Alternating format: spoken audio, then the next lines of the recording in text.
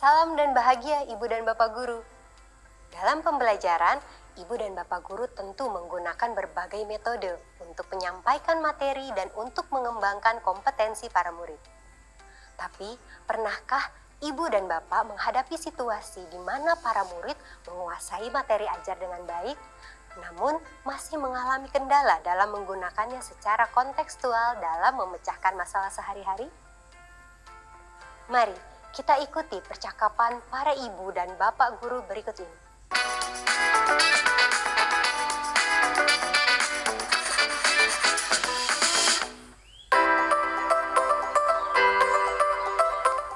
Tahun ajaran baru sudah diambang pintu.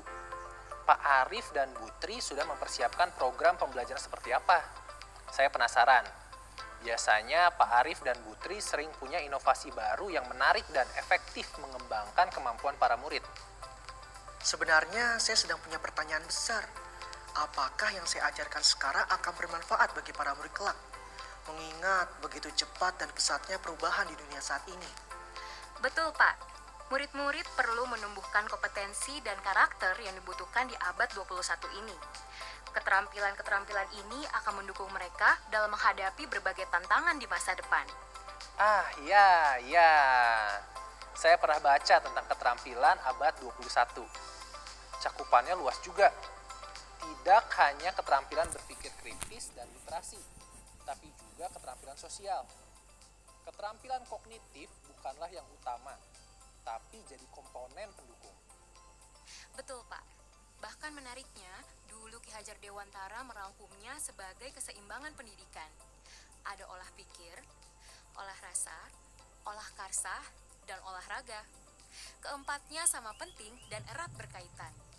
Perlu ditumbuhkan bersamaan agar murid bisa berkembang dengan utuh. Ki Hajar Dewantara juga menekankan bahwa mempelajari pengetahuan saja tidak cukup. Pelajar perlu menggunakan pengetahuan tersebut dalam kehidupan nyata, di mana mereka dapat berinteraksi dengan lingkungan sekitarnya. Sebagai guru, apa yang bisa kita lakukan agar program pembelajaran kelas kita bisa membangun kompetensi dan karakter tersebut ya, Bu? Saya sedang belajar tentang proyek penguatan profil pelajar Pancasila nih, Pak. Program apa itu, Bu? Saya rasa program ini menarik. Kita dapat mengajak murid untuk belajar melalui proyek dengan tema dan isu yang beragam, sehingga murid-murid dapat mengembangkan keterampilan dan kompetensi abad 21 seperti yang kita bicarakan tadi. Karena sebenarnya sudah lama saya juga ada pertanyaan, kompetensi murid seperti apa yang ingin dihasilkan oleh sistem pendidikan Indonesia? Berarti program proyek ini membantu murid-murid kita untuk menjadi pelajar sepanjang hayat yang kompeten, berkarakter, dan berperilaku sesuai nilai-nilai Pancasila ya? Betul, Pak. Sesuai dengan tujuan profil pelajar Indonesia yang ingin dibentuk, profil pelajar Pancasila. Profil pelajar Pancasila ini akan mencakup 6 kompetensi dasar yang dirumuskan sebagai dimensi kunci. Masing-masing dimensi berkaitan erat dan saling menguatkan. Dalam pelaksanaannya, ke-6 dimensi ini dikembangkan bersamaan, tidak parsial. Apa saja dimensi yang ada dalam profil pelajar Pancasila? 1. Beriman, bertakwa kepada Tuhan Yang Maha Esa, dan berakhlak mulia. 2. Berkebinekaan global. 3.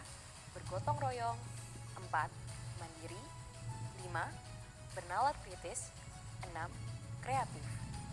Wah, kelihatan ya. Ke-6 dimensi di atas menunjukkan bahwa profil pelajar Pancasila ini tidak hanya fokus pada kemampuan kognitif, tapi juga sikap dan perilaku sesuai jati diri bangsa Indonesia sekaligus warga dunia. Para murid pun akan membangun kemampuan berpikir dan bertindak konstektual untuk memecahkan masalah. Lalu, bagaimana bentuk pelaksanaan program ini, Bu? Bentuk kegiatan pembelajaran adalah proyek atau disebutnya proyek penguatan profil pelajar Pancasila. Dalam praktiknya, proyek ini merupakan pembelajaran lintas disiplin ilmu untuk mengamati dan memikirkan solusi terhadap permasalahan di lingkungan sekitarnya. Kalau begitu, proyek ini didesain agar murid dapat melakukan investigasi, memecahkan masalah, dan mengambil keputusan ya, Bu? Berarti murid juga bekerja dalam periode waktu yang telah dijadwalkan untuk menghasilkan produk dan atau aksi ya? Betul, Pak. Sudah lebih kebayang ya, Pak? Prosesnya adalah serangkaian kegiatan dengan cara menelaah suatu tema yang menantang konteksnya. Wah, menarik banget, Bu. Proyek ini menjadi bagian intrakurikuler atau ekstrakurikuler, Bu? Tidak kedua-duanya, Pak. Kegiatan proyek merupakan program terpisah dari intrakurikuler dan ekstrakurikuler. Nantinya, proyek penguatan profil pelajar Pancasila menggunakan pendekatan pembelajaran berbasis proyek atau project-based learning yang berbeda dengan pembelajaran berbasis proyek dalam program intrakurikuler di dalam kelas.